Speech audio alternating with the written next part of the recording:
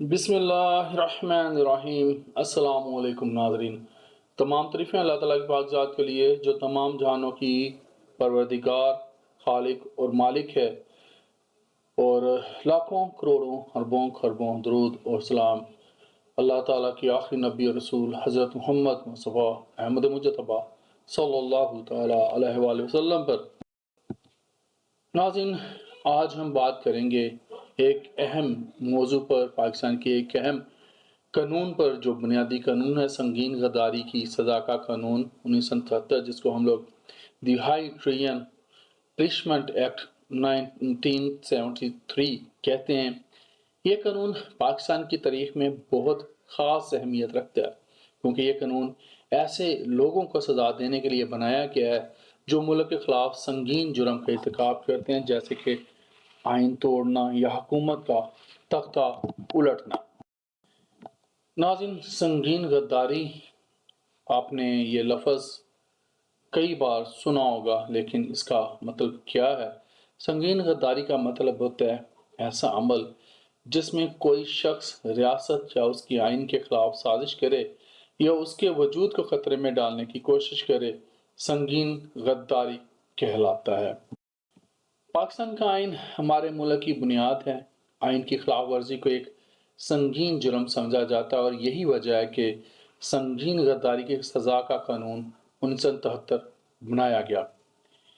اس قانون کے تحت کوئی بھی شخص جو آئین کے خلاف کارروائی کرے یا ملک کی سالمیت کو نقصان پہنچانے کی کوشش کرے، اسے غدار قرار دیا جا سکتا ہے۔ اس قانون کی ضرورت کیوں پیش آئی؟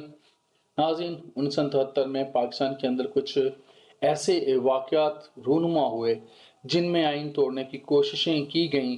اسی تناظر میں حکومت نے یہ قانون بنایا تاکہ مستقبل میں کوئی شخص یا گروہ ملک کے خلاف سازش نہ کر سکے اور آئین کا جو تحفظ ہے اسے یقینی بنایا جا سکے۔ اب سوال یہ ہے کہ اس قانون کے تحت سزا کیا ہے؟ ناظرین، اگر کوئی شخص سنگین غداری کا مرتکب ہوتا ہے، مجرم قرار دیا جاتا ہے، تو اس کی سزا صرف موت ہو سکتی ہے یا عمر قید کی سزا جو ہے وہ دی جا سکتی ہے۔ جی ہاں، یہ اتنی ہی سنگین سزا ہے کیونکہ یہ جرم ملکی سالمیت اور آئینی تحفظ کو نشانہ بناتا ہے۔ یہ بات اہم ہے کہ اس قانون کے تحت کسی کو بھی سزا دینے کے لیے عدالت میں ایک مکمل قانونی عمل سے گزرنا پڑتا ہے۔ ثبوت اور گواہان کی بنیاد پر فیصلہ کیا جاتا ہے۔ حکومت اس بات کو یقینی بناتی ہے کہ جرم کی سنگینی کے مطابق مجرم کو جو ہے وہ سزا دی جائے۔ پاکستان میں اب تک کئی مواقع پر اس قانون کا استعمال کیا گیا۔ 1973 1977 میں 1977 1977 میں اور 1999 میں 1999 اور حالیہ سالوں میں بھی کچھ اہم کیسز سامنے آئے ہیں جن میں حکومتوں کو غیر آئینی طریقے سے ہٹانے کی کوششیں کی گئیں۔ کچھ مشہور کیسز میں سابق فوجی حکمرانوں کو عدالت کے سامنے لایا گیا جہاں ان کے خلاف سنگین غداری کے الزامات لگائے گئے۔ ان کیسز نے دنیا بھر میں پاکستانی قانونی نظام کی اہمیت اور جو سختی ہے اس کو اجاگر کیا۔ ناظرین، اس قانون کا مقصد صرف سزا دینا نہیں ہے، بلکہ ملک کے آئینی تحفظ کو یقینی بنانا ہے۔